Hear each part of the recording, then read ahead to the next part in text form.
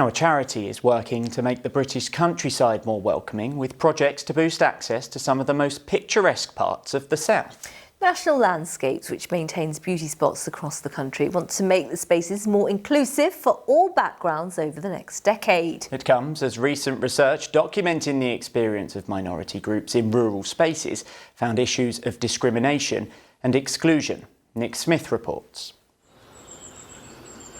Nature is for everyone is a message we hear often, but for many people, getting out and about and enjoying the outdoors isn't always easy. The North Wessex Downs is a designated UK national landscape, recognising its beauty and significance, and work is underway to try and get more underrepresented groups exploring the trails, like here at Wittenham Clumps in South Oxfordshire.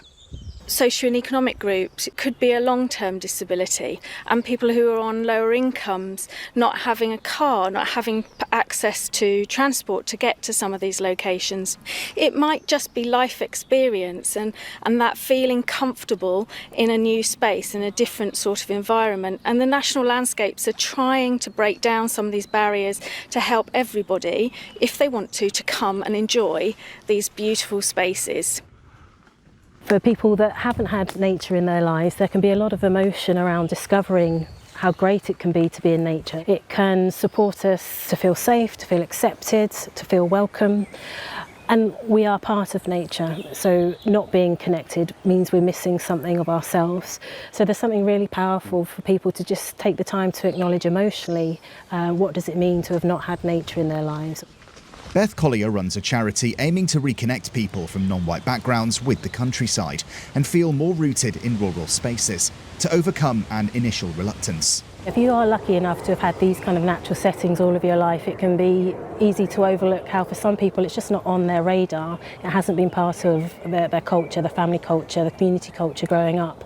And so there's something becomes quite alien or quite separate alongside that message that it's not for us, we don't belong.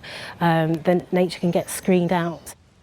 Neil Chakraborty headed up the Rural Racism Project, a study profiling hundreds of experiences of exclusion in the countryside. He says inclusive projects are a great gateway into opening up these spaces for everyone. I'm so happy to see these kinds of movements and associations thriving. I think it's really important for us to acknowledge that the countryside is a diverse place. It's a diverse place, but it can also be exclusionary. I don't think we should shy away from that or pretend that it's otherwise, but instead embrace the joy that's to be had for everybody. I think there's a real human case for doing that, but there's also an economic case. It's something that can benefit everybody. While inequalities around access to nature do still need to be overcome, they are being widely acknowledged by advocates of our countryside. They hope to reinforce the message that the great outdoors is truly for all of us. Nick Smith, ITV News.